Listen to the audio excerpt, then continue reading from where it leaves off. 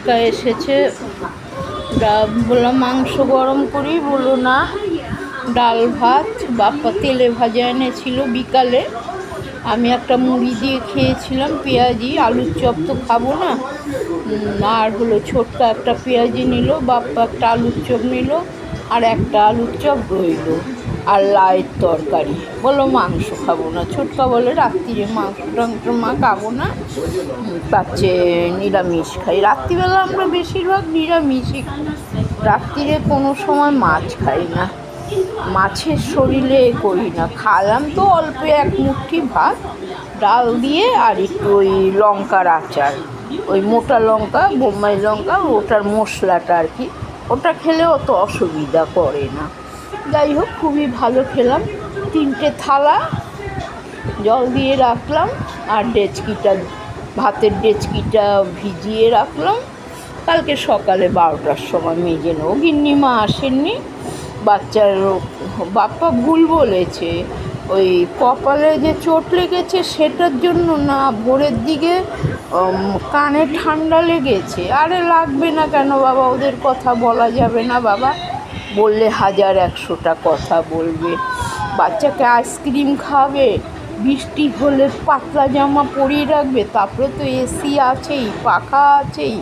অত ছোট বাচ্চাদের অত ঠান্ডাতে কখনো কানে ব্যথা, কানে ব্যথার জন্য কেঁদেছে, নিয়ে গেছে। যাই হোক, ওখানে ওষুধ টষুধ দিয়েছে হসপিটালে।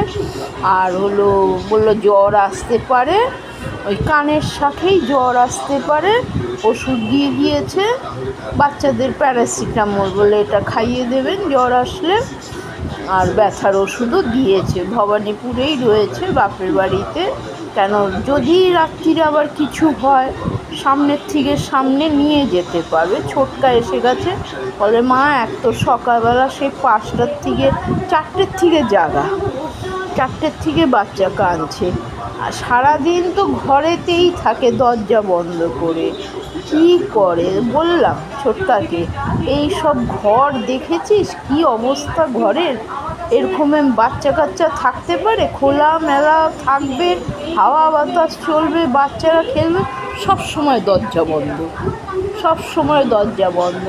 ও দরজার সামনে দাঁড়িয়েছে, আর বড়বাবু বাইরের থেকে দরজাটাকে ঠেলেছে, লেগে গেছে কপালে, কপালে লেগে গেছে। যাই হোক, ওদের বললে আবার তেরা কথা এদের। আমরা তো এত ছোট বাচ্চা নিজেদের মানুষ করেছি, বাইরের বাচ্চাকে মানুষ করেছি, বাচ্চারই তো আমি কাজ করতাম। ছোট বাচ্চাদের কানে তুলো দিয়ে স্নান করাতাম, যাতে কানে না জল ঢোকে বাচ্চাদের, তাহলে যন্ত্রণা হবে। আমরাই বুড়ো মানুষ এই টেবিল পাখা চালিয়ে দিই, কানেতে ঠান্ডা লাগে তো কি কট কট করে কান রাত্রিরে ব্যথা করে, করি কি ওড়নাটাকে কানের ধারে রেখে দিই, ওড়নাটাকে রেখে দিই। আর এরা বললে এক কথা সেই কথার, বাপ্পা তো এইসব বোঝে না, এসি চালাচ্ছে, পাখা চালাচ্ছে। আরাম ভাই, এখন ছোট বাচ্চারা এখন হলেই হসপিটালে এসিতে থাকে। ও তো মানে গভর্নমেন্টের হসপিটালে হয়নি, ওরা মানে নার্সিংহোমে 60-70 হাজার টাকা খরচ করে বাচ্চা হয়েছে। ওই কি লক্ষ্মী নারায়ণ হসপিটাল, মানে প্রাইভেট হসপিটাল, 60,000 না 70,000 টাকা লেগেছে।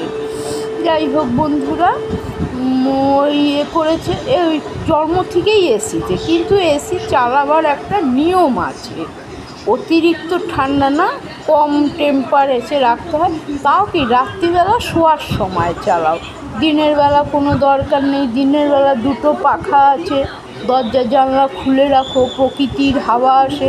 তারপরে এখন কদিন ধরে আবার বৃষ্টি হচ্ছে, আবার কদিন ধরে বৃষ্টি হচ্ছে, সেটা ঠান্ডা আছে, পাতলা একটা জামা পরিয়ে রেখে দিল।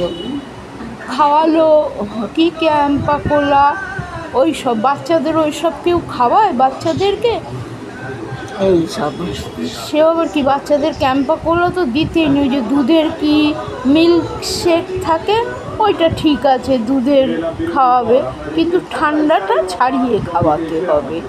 এইসব আমাদের ছোটোবেলায় বাচ্চাদের ওই সব পাইও নি, খাওয়াইও নি ভাই। আর বাচ্চাদের তো আমি বললাম তো তোদের এত শরীর খারাপ হয়নি, যদিও 9 মাসে 6 মাসে হয়েছে বলছি, বা শরীর খারাপের কথা তো বলা যায় না, হয়েছে। ওই বসাক ডাক্তার ছিল 5 টাকাতে দেখতেন, উনি খুব ভালো ডাক্তার, মানে বিধানচন্দ্র রায়ের মতন উনি ডাক্তার, এত ভালো ডাক্তার, এত ওষুধ দিত, নিজেই ওষুধ দিত, আবার ওই যে সব ওষুধের লোকেরা দিয়ে যেত সেই ওষুধ দিয়ে যেত। ওইখানে দেখিয়েছি, ওই মৃত্যু স্কুলের অপোজিটে বসতো বসাক ডাক্তার, ওই বাচ্চাদেরকে। আর তাও সাবধানেই রেখেছি, বৃষ্টি টিষ্টি হলে স্নান করায়নি, যতক্ষণ না বড় হয়েছে ততক্ষণ অত স্নান করায়নি। এক তো বাচ্চা এমনি কমজোরি, তার মধ্যে স্নান করাবে যেরকম খুশি, পাখার হাওয়াতে থাকছে, মাইক্রোওভেনে জল গরম করে নিল, স্নান করিয়ে দিল, কাঁদছে কি আমি স্নান করবো না, আমার শীত করছে, আমার শীত করছে, কে কার কথা শোনে। আমি বলছি দেখো, বলছে স্নান করতে চাইছে না, তাহলে স্নান করিও না, শরীরটা নিশ্চয়ই খারাপ আছে। না না, গরম পড়েছে, গরম আছে, পেট গরম হয়ে যাবে। যা পারে করুক গিয়ে ভাই, বললে শোনে না, কিছু না। এই টিপটা খুলে রাখবো, তা আমি মেরুন কালার চেয়েছিলাম, কিন্তু এটা মেরুন কালার নয়, মনে হচ্ছে এটা লাল কালার, কি জানি, মেরুন কালার আর কোকো কোলা কালার পরি আমি, এখন তার লাল পরি না, কি জানি এটা লাল ওরা মেরুন, বুঝতে পারছি না। যোগবাজার থেকে কিনেছি, ভবানীপুর থেকে। যাই হোক বন্ধুরা, যে 3 জনই খাওয়া হয়ে গেল, গল্প শেষ। এবার ওষুধ বার করলাম, ওই কারণে লাইটটা ধরিয়েছি, ওষুধ বার করলাম, কেন বাপ্পা 50 চাইছে, 100 দিই তো ঘুমের ওষুধ, কিউটিপিন 50টা বার করলাম। এই তো 700 টাকার ওষুধ আনি মোদির থেকে, এই যদি হসপিটালে একটু যায় 100 টাকা খরচ করে সব ফ্রিতে ওখান থেকে ওষুধ নিয়ে আসতে পারে, যাবে না।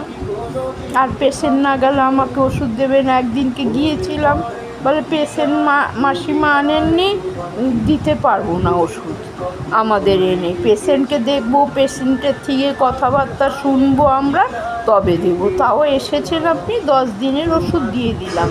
কত পরীক্ষা করেছে ওখান থেকে, কোথায় রেখেছে, বললাম যা ওগুলোকে নিয়ে তুই যা, গিয়ে তোর যেটুকু অসুবিধা সুবিধা বলবি, ওষুধ দিয়ে দেবে, যাবে না। তারপরে কী করবো, এখন মোদির থেকে ওষুধ আনতে হয়, প্রেসক্রিপশন দেখি, প্রেসক্রিপশন ছাড়াও তো মোদিতে ওষুধ দেবে না, এইসব ওষুধ প্রেসক্রিপশন ছাড়া দেয় না, কোনো এতে দেবে না ওষুধ।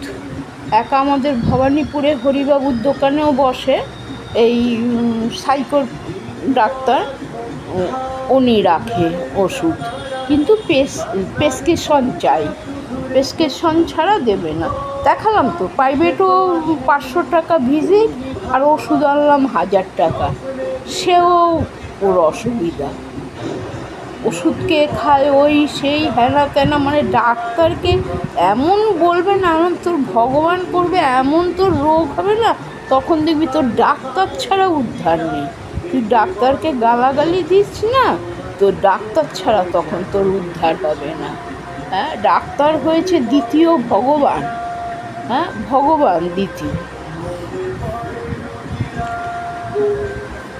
যাই হোক বন্ধুরা, রাখছি, আর বেশি কথা বাড়িয়ে লাভ নেই, শুধু তো একটুখানি তোমাদের সাথে কথাবার্তা বললাম, সে কথা শেয়ার করলাম, খাওয়াটা দেখালাম, ডাল ভাত খাবার কি দেখাবো ভাই, আমি তো এই ঘরে বসেই টিভির আলোতেই খেলাম, শুধু ওই ওষুধটা বের করবো বলে করলাম, দিনের বেলা ভুলে যাই বের করতে। বাপ্পা 50 চায়, 50 দিলাম, আর একটা 5 দিলাম, কিউটিপিন 5 আর একটা 50, এই 100 দিলাম, 50টা বার করে রাখলাম, ওই কালকে দেবো। আর আমি খেলাম কিউটিপিন 100 আর 10 খেলাম, ওই 10 কিউটিপিন 10 খেলাম।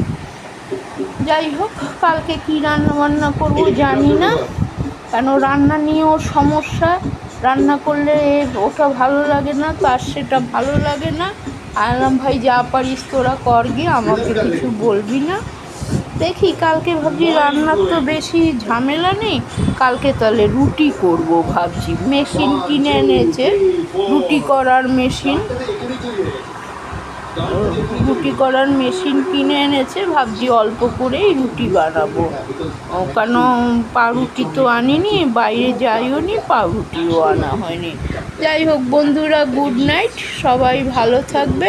কালকে আবার একটা নতুন ব্লগে আসবো তোমাদের সামনে। হ্যাঁ, রাখছি। Good night, tata.